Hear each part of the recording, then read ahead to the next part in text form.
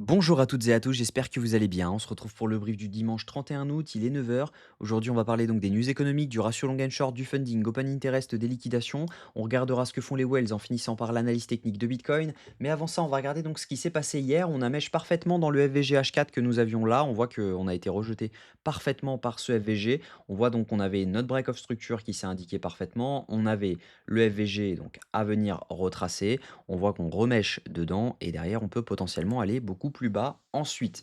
Donc intéressant, mais voilà, on a également une possibilité de rebond dans l'FVG H1, même si jamais on a été rejeté donc par le FVG H4, il est quand même probable que nous fassions une petite mèche dans ce FVG H1, donc il y a une probabilité dans lesquelles on n'est pas encore sur le top. Donc si jamais vous shortez, n'hésitez pas à ne pas mettre votre stop loss juste ici, car il y a une probabilité de venir chercher un peu plus haut.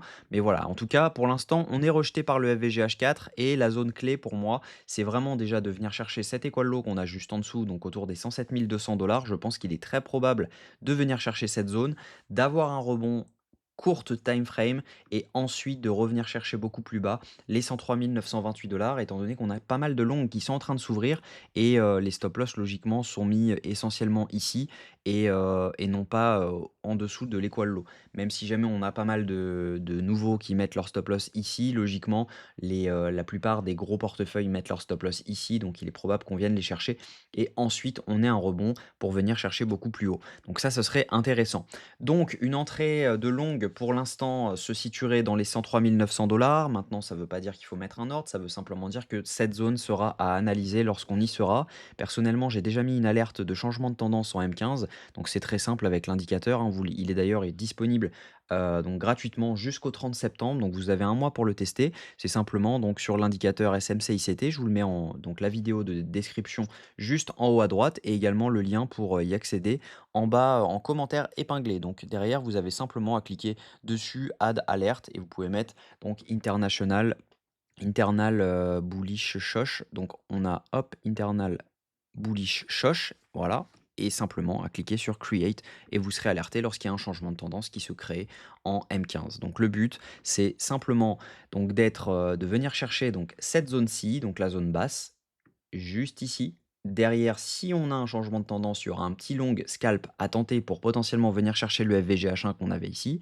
Et ensuite, dans cette zone-ci, dans la zone donc des 103 900 $, si cette alerte sonne, ça veut dire qu'il y aura un long potentiellement à tenter prochainement. Donc ça, c'est vraiment intéressant. Maintenant, on va regarder au niveau des datas si jamais ça coïncide avec la technique, parce que logiquement, on devrait vraiment venir chercher cette zone-ci. Donc je vais repasser en H1 pour que ce soit plus clair.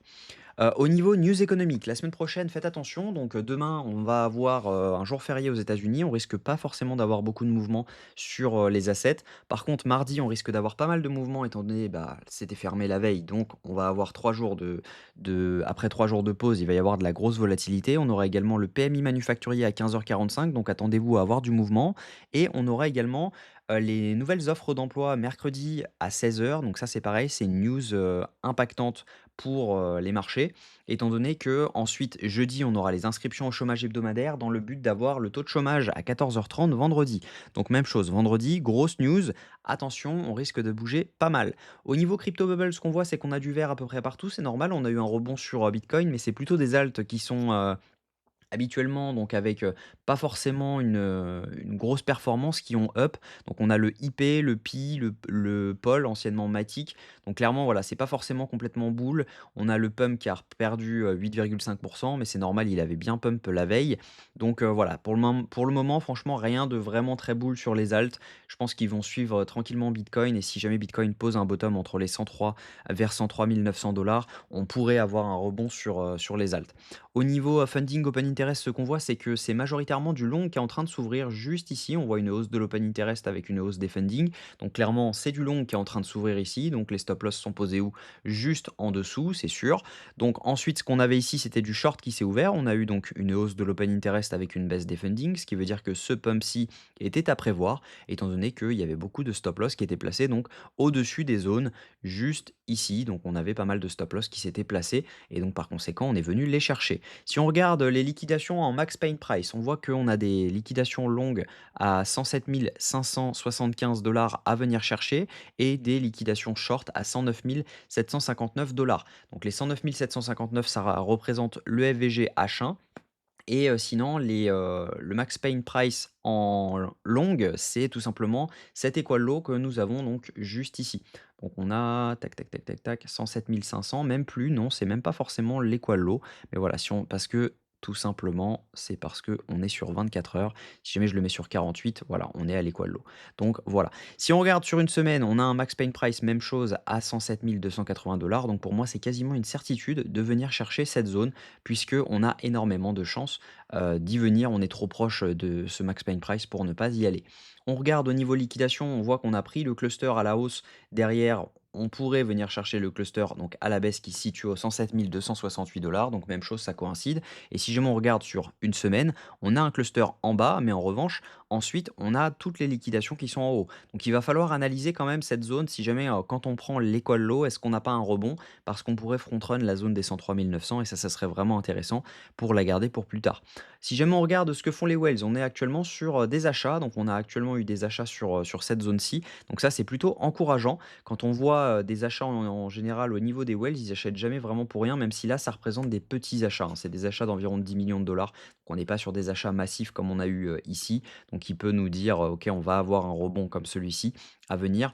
Là, pour l'instant, c'est vraiment des achats qui sont de l'ordre de 10 millions de dollars. On est passé de 689, donc de moins 689 puisqu'on est en vente, à 632, donc on est sur 55 millions d'achats sur les dernières 24 heures. C'est pas non plus des montants démentiels. Et les micro-whales n'achètent pas pour l'instant. On est vraiment globalement sur rien du tout. Il se passe rien du tout au niveau des micro-whales. Donc techniquement, ce que je pense, c'est que voilà, on a actuellement trouvé un top sur cette zone-ci. Ça n'empêche pas de monter dans ce FVG ici, mais logiquement, ce high devrait être safe étant donné qu'on a pris la liquidation. On a bien, enfin, on est bien revenu fermer tous les shorts un peu tardifs. Je pense que voilà, il est probable que nous allions dans la journée ou dans la nuit ou demain chercher les 106 900 $. Donc c'est même chose, c'est dans ce FVG, donc on a donc juste ici. Donc on a un FVG qui se situe, ici, donc dans cette zone-ci et donc ça serait très probable de venir mèche cette zone. Idéalement, on ravale directement cette mèche. Ça veut dire qu'on crée une mèche, on ne crée pas une bougie avec une clôture dessous pour pouvoir valider tout simplement un changement de tendance et là, ça serait vraiment intéressant si jamais on faisait donc une mèche très rapide. Derrière, on valide un changement de tendance et derrière, on valide donc ce break of structure juste ici et nous, on pourrait se placer donc dans le retracement de ce break of structure pour derrière viser beaucoup plus haut. Donc déjà en première target, donc cette zone-ci, et après en deuxième target, on pourra encore viser donc les 117 000 $ étant donné qu'on a beaucoup de liquidations à venir chercher dans cette zone. Donc ça serait vraiment intéressant. Pour l'instant, je reste baissier. Il y a toutes les probabilités qui font qu'on va venir chercher donc cet equal low qui se situe donc à 107 218 $ et logiquement, bah voilà, ça devrait bien se passer si jamais on a un setup en low time frame. En tout cas, j'espère que cette vidéo vous a plu. Si c'est le cas, je vous invite à vous abonner, à liker cette vidéo et à commenter ce que vous en pensez. Personnellement, je ne vais rien faire aujourd'hui, sauf si jamais on vient chercher cette zone. Et là, on verra, on avisera. Je vous souhaite une très bonne journée, à demain, même heure.